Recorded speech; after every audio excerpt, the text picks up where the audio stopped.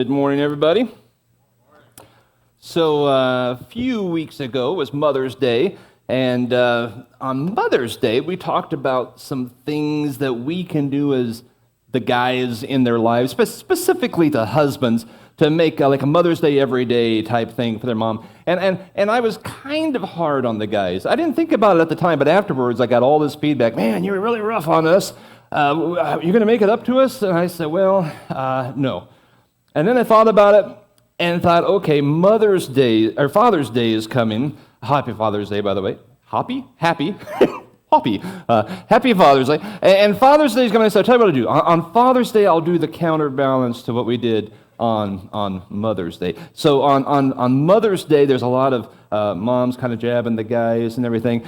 Today, there might be some guys jabbing the girls, but here's the deal. Here's what all this rests on. Is that, guys, if you're not doing what we talked about on Mother's Day, what we're talking about today doesn't work.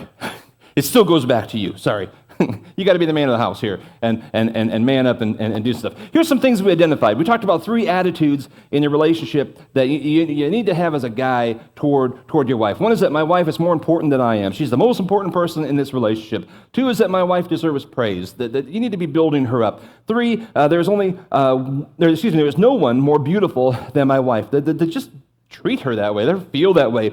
And then we concluded looking at, pretty much every survey that's ever been done in the face of the earth. It kind of comes out the same answers of what the top needs are of men and women. And we kind of looked at the top 3 needs of women and said, these are some gifts, guys, you can give your bride every day. 1 is I will give her affection.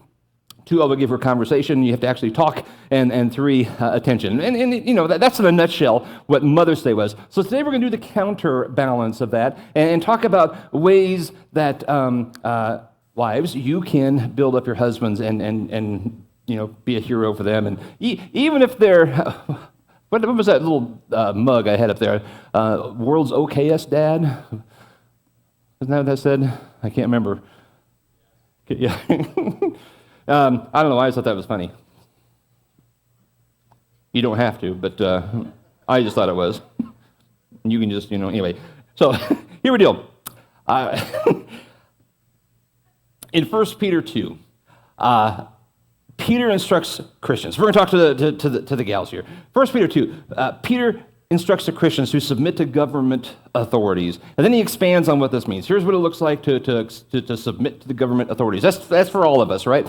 And then he says later on to the Christian slaves, you should be submitting to the masters. And so he's talking obviously to slaves. And the application would be if you are in the workforce to submit to your boss type of thing. That's a whole different thing. But he expands on what that means. And then in that whole context of submission, and as a Christ follower, we submit to one another, right? As a Christ follower, I submit to you, you submit to me. Then in this context, in 1 Peter 3, he says, likewise, okay, just as everything else I've just been saying, likewise, wives, be subject to your own husbands, so that even if some do not obey the word, they may be won without a word by the conduct of their wives, when they see your respectful and pure conduct. Do not let your adorning be external, the braiding of hair, the putting on of gold jewelry, or the clothing you wear, but let your adorning be the hidden person of the heart, with the imperishable beauty of a gentle and quiet spirit, which in God's sight is very precious. For this is how the holy women who hoped in God used to adorn themselves, by submitting to their own husbands, as Sarah obeyed Abraham, calling him Lord. And you are her children, if you do what is good and do not fear anything that is frightening. Now, everybody jumps back at these words. Oh, you guys are archaic. What are you talking about? Stuff like submission and stuff. Don't get too scared yet. But here's what we're going to do. We're going to talk about 2 attitudes to have for your husband, if you're a wife. Notice the guys had 3 attitudes to have attitudes in their marriage toward their wives. Guys were a lot simpler, so girls, you only need really 2 attitudes going into the marriage that you have towards us. Here's what it is. 1 is, I will let my husband lead. It comes from that first verse. Likewise, wives, be subject to your own husbands. Again, modern America, we kind of tune this word out. We kind of back off of this idea, saying, you guys are crazy. What are you talking about? I don't want to do that. I'm not interested. I've even had people in their vows saying, I don't want to use words like that because I'm not going to. And I'm kind of like, ooh, you don't understand what you're talking talking about here? Let's get a context here, right? The word here for submit or subject, as it is in this translation, means to put oneself under. It's a military term in the first century, to put oneself under. It's the attitude that says, I trust you enough to voluntarily place myself under your leadership. It doesn't mean you're their slave. It doesn't mean that you're less important or that you're less valuable to the family. It doesn't mean that your opinion is not valid or not needed or not, even to be considered by your husband. It doesn't mean he has the final say in every disagreement or that he makes all the decisions. It just means God wanted someone to be the leader, so he had to choose one of you. And he said, hey, guys, why don't you take the lead? Wives, why don't you submit, put yourself under that leadership? And the Apostle Paul actually explains in 1 Corinthians, he says, really this kind of goes back to Genesis. God made Adam first and had Adam for a while, and then he made Eve, and he kind of says, the guy came first, then came the woman, we got to pick one of you. You be the leader, and wife, submit. Just let him lead. Now, we do this every day.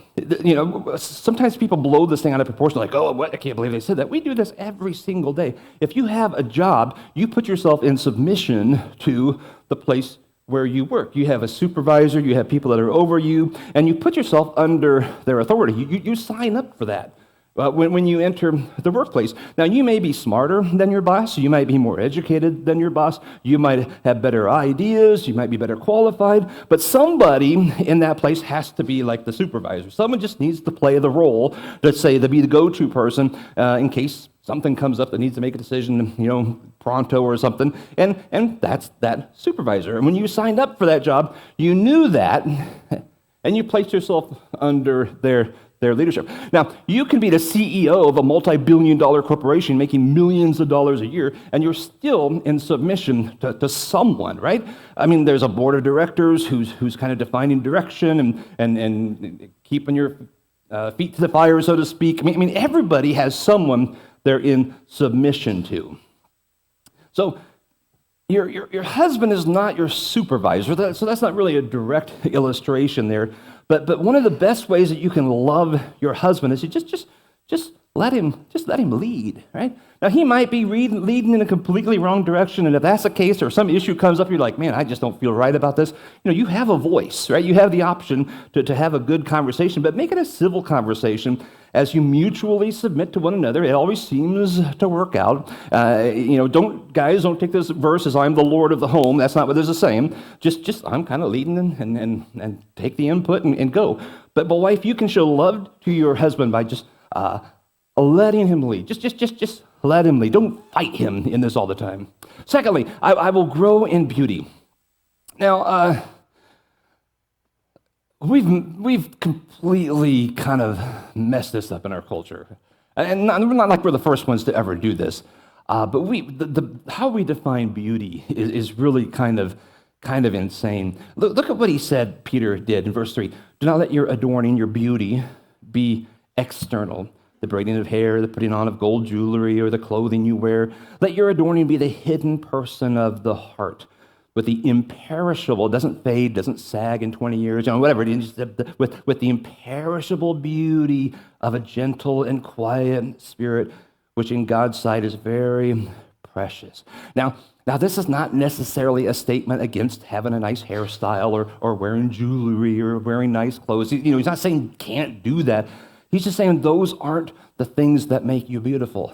That's not at all the thing that make you attractive. It is your soul that makes you beautiful. And the more your soul reflects Jesus, the more people see Christ in you that just kind of comes out of you, the more absolutely drop-dead gorgeous you become. It's an internal, beautiful thing.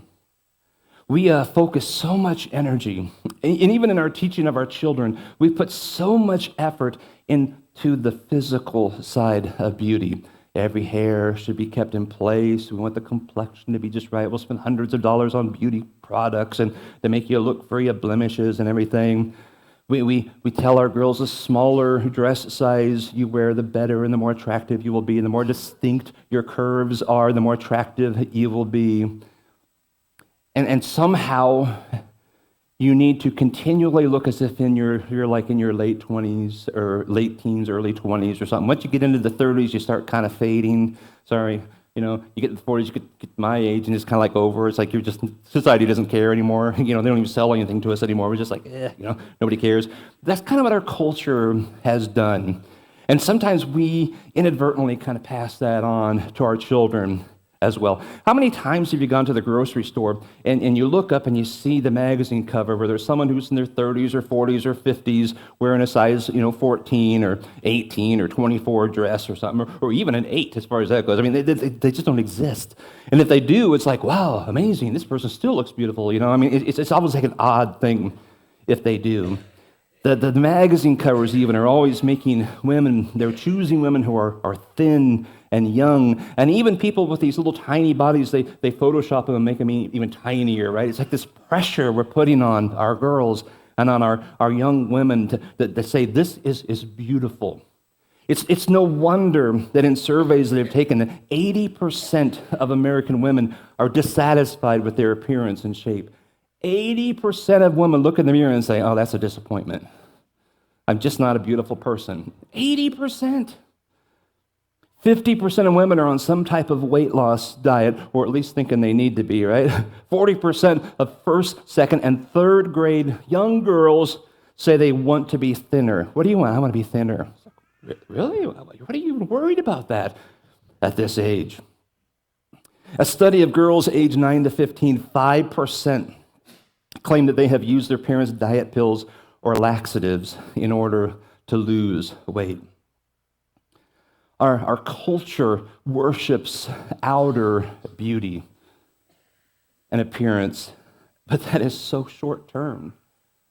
That is so short-sighted. I don't care who you are, it doesn't last forever. When I was young, and I intentionally went a long time ago so it wouldn't distract the guys, because this will be irrelevant to many of you guys. It was before you were born. When I was young, a Farrah Fawcett was the standard of beauty. How many of you weren't born yet when Farrah Fawcett was? Most of you probably are like, who's that? You've seen her in the news. Yeah, so that's why I went with her. So now going, oh yeah, Farrah. Now the old guys, you're going to have to control yourself. You're mature, right? She was the standard of beauty back in the days, late 70s, early 80s. Every young woman wanted to duplicate her hairstyle, right? You talk about 80s hair, it's Farrah hair is what they're talking about. She's the one who created 80s women's hairdo. Everybody wanted to look like Farrah, so they got their hair doing what it's doing. They all wanted the teeth that was white and bright, and they wanted her smile, they wanted her eyes, they wanted to just look like her. And I think it's a documented fact that every man on the planet owned a Farrah Fawcett red swimsuit poster. Some of you? Did you? Yeah, I did too. So, everybody, that was like this famous thing. She defined beauty in our generation. It made her famous. It made her a ton of money. But here's what happened. Even Farrah Fawcett, the absolute epitome of beauty in our culture back in the 80s, even Farrah, as she started to age, the money and the fame started drying up. She became no longer quite as valuable. No longer did they want her on the magazine covers. No longer did they want her starring in the shows or the movies, whatever. And she pretty much became a forgotten person in our culture. By the time most of you were born, other than when she died a few years ago, you're like, oh yeah, I've heard of that gal. Yeah.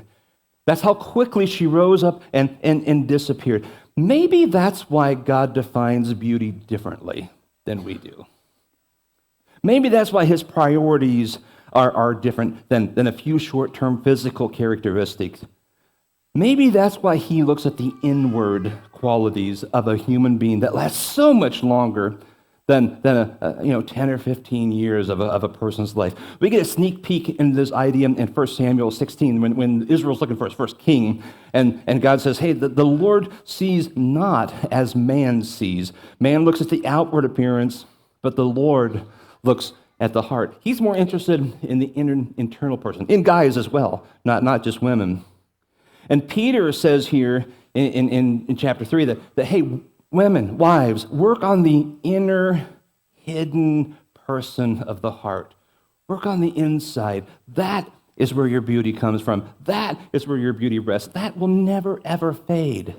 It'll grow and it'll develop. It is imperishable, right? Things like gentleness and a quiet spirit, a soul that reflects the character of Jesus. Let that be your beauty. Let that be the thing that you pursue and you chase after and grow in. Now, I'll never forget the first time I saw my wife, Cheryl, on the college campus. And some of you have heard this. I won't go into great detail. I might, though. She had just come home from a week in Florida where she spent a lot of time on the beach, and she was very tan, and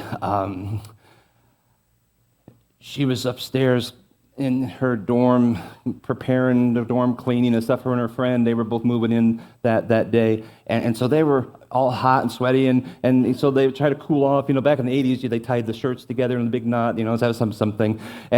So she comes walking down the stairs, and I see her, right? And she's all tan, and she had the Farrah Fawcett hair going on perfectly, and I'm like, ooh.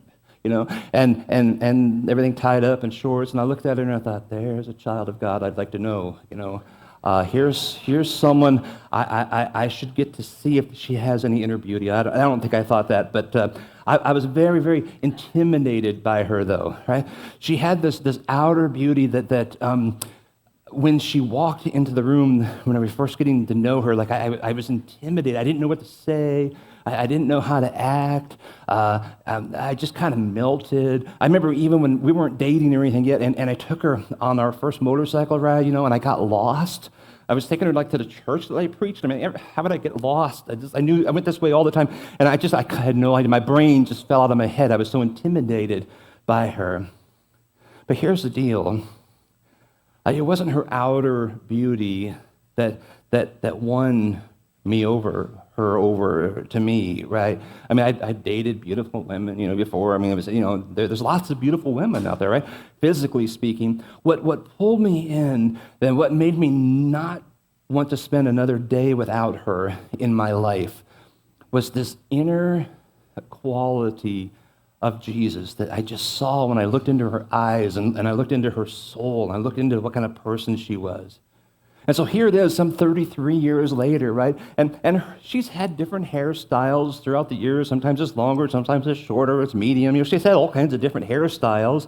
Weight has fluctuated here and there. Mine has more than hers, I'm afraid. Sorry. I won in this one, right? Her clothes has changed since the 80s. Things have evolved, right?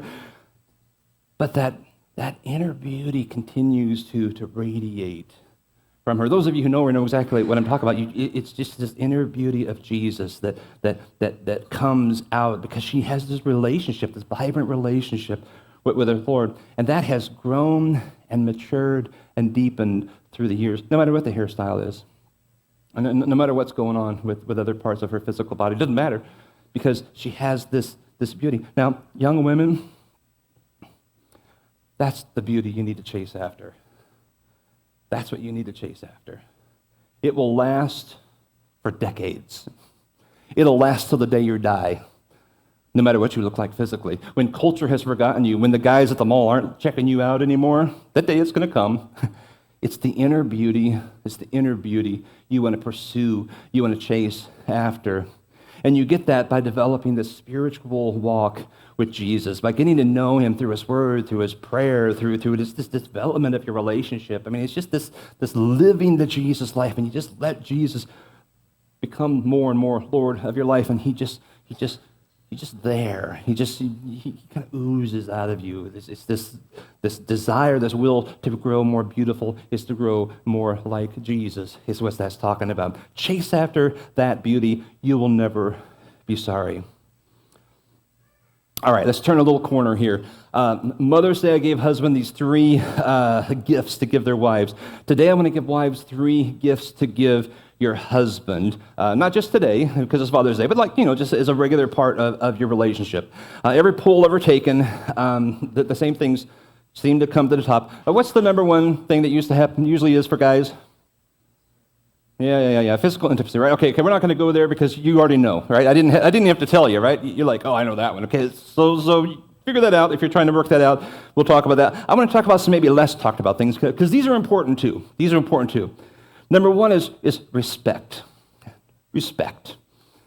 Kind of falls under that submission category. But again, you don't have to worship him. You don't have to agree with everything he says. Just respect the guy. Just give him some honor. You may think his idea is the worst idea on the face of the planet, and it might be, but at least tell him respectfully, kindly. Hey, I don't know, maybe you should look at it this way. I mean, you can figure out how to communicate with them, but do it with respect.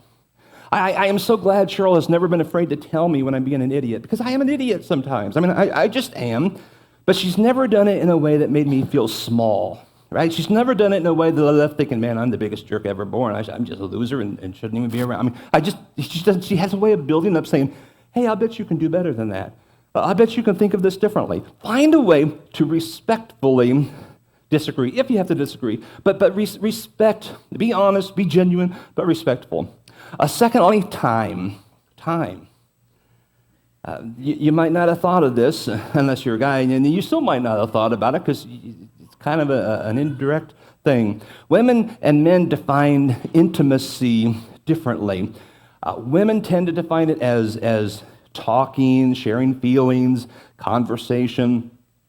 Guys tend to define it as like being together, just hanging out, even if you're not talking. I just want to hang out with you. I just want you to kind of be in the same room with you. Now, it may sound kind of silly, but that's actually extremely important to men, to just kind of hang out. Maybe it's just you sitting there watching what he's doing, having a little, you want to talk, so you can have a little conversation. That's going to go on. That's good.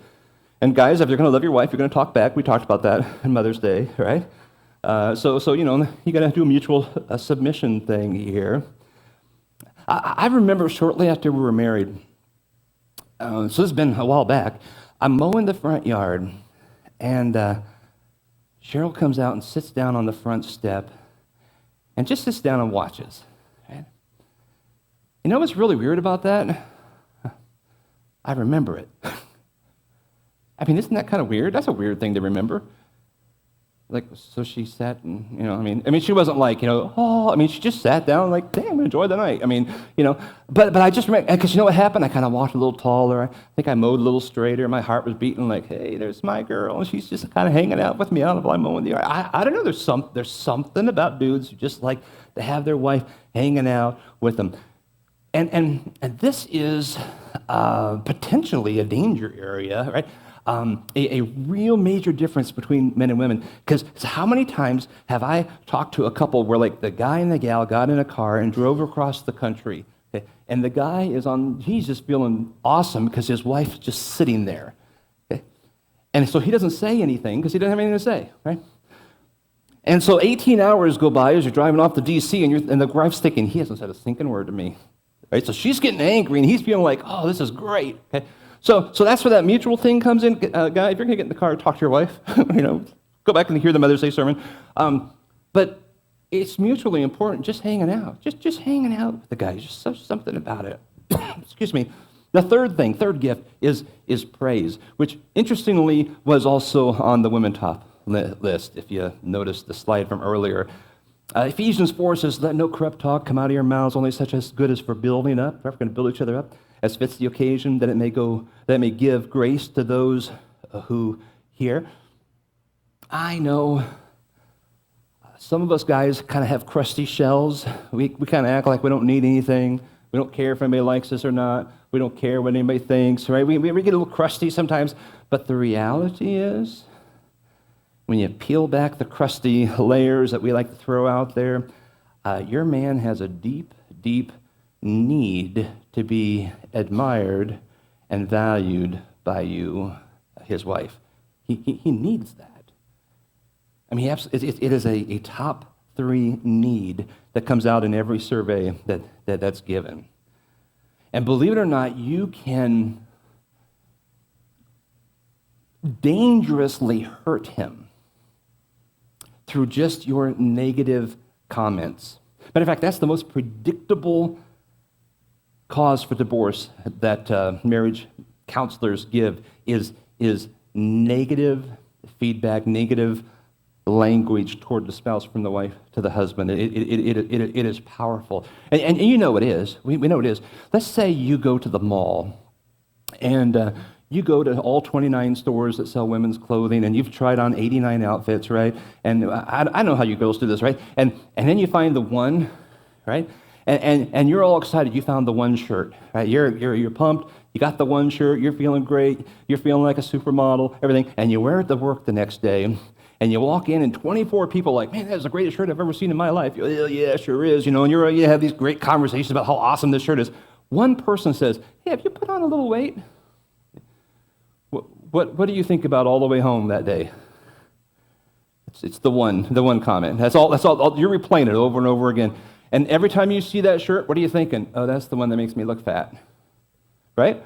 All day long, people are telling you how awesome it is. You remember the one that says, you don't look so good in it. And so where does that shirt end up? Pretty soon in Goodwill, because you only wore it once, you can't throw it away, but you're not going to wear it again, right? Because of one comment from one person who probably was just mad at you anyway. Might have had anything, maybe, who knows? That's the power of negative words. You will replay them, your husband will replay them over and over again when you doubt him and you talk negative about him and you point out every fault he has, every shortcoming he has, and why he's failing as a husband, why he's failing as a father, and failing as a person in the marketplace. Whatever it is, that'll eventually destroy his confidence. He might not tell you that. It will destroy his confidence as a man. It will ultimately destroy your relationship. Negative words will do that. Be very careful how you communicate.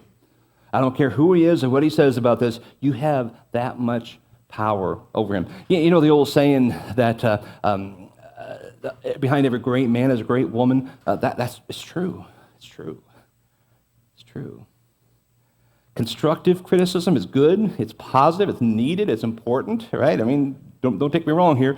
Honesty is important, but find a way to do it positively, especially around other people. Well, y'all got the Father's Day plans today? No, I'm saying something good. Let's go out and do it, all right? That's it. Go out, got your homework, love up on your guy, do these things that we talked about today, and you're going to have a healthy relationship. You got to hear the counterbalance if you missed that from Mother's Day, and you do those things, you're going to have a great relationship. Let's stand together. Let's pray.